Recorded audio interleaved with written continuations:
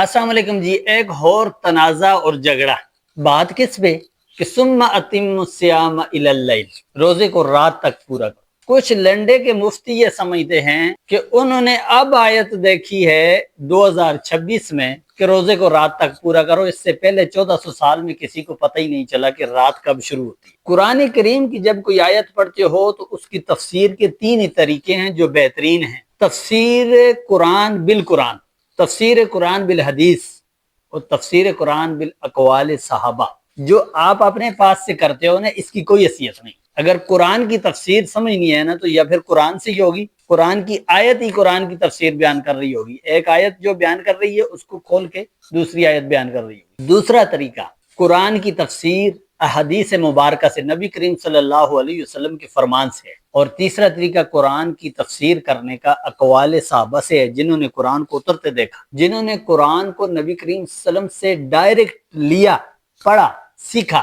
1400 سال کے بعد آپ کو کون سی تفسیر نظر آ گئی؟ اور یہ جو مسئلہ ہے کہ افطار کب کرنا ہے روزہ، یہ پہلی مرتبہ روزہ رکھے لوگوں نے پاکستان میں۔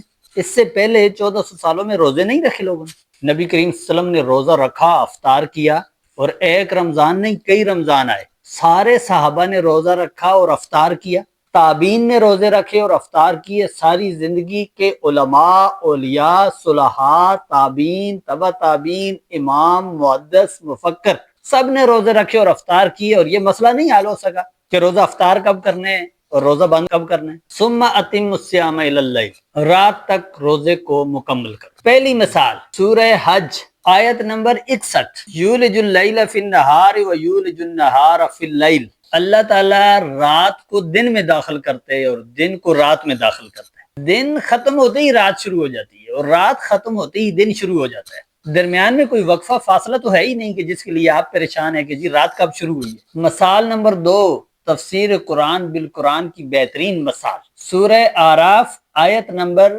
54، یغشی اللیل النہار، وہ رات کو دن پر ڈانپ دیتا ہے، جیسے ہی دن کا اختتام ہوتا ہے تو رات آ جاتی ہے۔ مثال نمبر 3، سورہ یاسین آیت نمبر 37-37، وآیۃ لہم اللیل نسلہ من النہار، ہم رات میں سے دن کو کھینچ لیتے ہیں۔ دن اور رات کی اللہ نے کتنی مثالیں قرآن میں بیان کی ہے کہ دن ختم ہوا رات شروع ہو گئی، رات ختم ہوئی دن شروع ہو گیا، اور ابھی تک آپ لوگ اس چکر میں ہو کہ جی رات کب شروع ہوئی ہے۔ دوسرا طریقہ تفسیر قرآن بالحدیث، نبی کریم صلی اللہ علیہ وسلم نے فرمایا، صحیح بخاری 1954 نمبر حدیث اور صحیح مسلم 1100 یعنی 1100 نمبر کی حدیث ہے، جب رات ادھر سے آنے لگے، دن ادھر چلا جائے اور سورج غروب ہو جائے تو روزہ دار روزہ افطار کر لے۔ حدیث مبارکہ کا مفہوم ہے، صحیح بخاری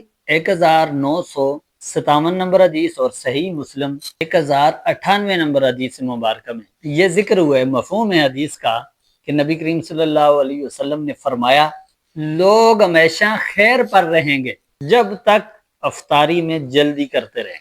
بات کو سمجھنے کی یہ ہے کہ کوئی بھی طبقہ عشاء کے ٹائم افطاری نہیں کرتا، مسئلہ صرف 10 منٹ کا ہے یا 5 منٹ کا، تو ان 10 منٹوں کے لیے کوئی اتنا بڑا تنازع یا لڑائی نہیں ہے، اور روزہ بھی کوئی اتنی چھوٹی سی چیز نہیں ہے کہ 2 منٹ ادھر یا 2 منٹ ادھر ہو گیا تو بس ضائع ہو گیا۔ پورا سال مغرب کی نماز پڑھتے ہو اور مغرب کی اذان ہونے کے بعد نماز ہوتی ہے، اور ٹائم داخل ہونے سے پہلے اذان نہیں اور ٹائم داخل ہونے سے پہلے نماز بھی جائز نہیں ہے، تو سورج غروب ہوتا ہے تب جا کر مغرب کی اذان ہوتی ہے اور تب جا کر مغرب کی نماز بھی ہوتی ہے۔ یعنی اگر آپ نے نماز مغرب یا اذان مغرب ٹائم داخل ہونے سے پہلے کہہ دی یا پڑھ لی تو وہ ادا نہیں ہوگی، اور کوئی بھی نماز جب تک اس کا ٹائم داخل نہ ہو جائے وہ نماز نہیں ہوتی۔ اگر عصر کا ٹائم داخل ہو گیا ہے تو ظہر کا ٹائم ختم ہو گیا، اور اگر مغرب کا ٹائم داخل ہو گیا تو عصر کا ٹائم ختم ہو گیا۔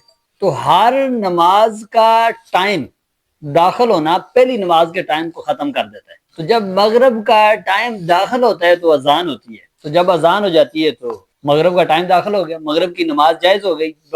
جب مغرب کی نماز جائز ہو گئی تو روزہ کا افطار کرنا بھی جائز ہو گئی۔ یہ دو چار جو کیڑے ہیں نا، جو 1400 سال کے متفقہ معاملات کو متنازع بناتے ہیں، یہ کسی کے بھی خیر خواہ نہیں۔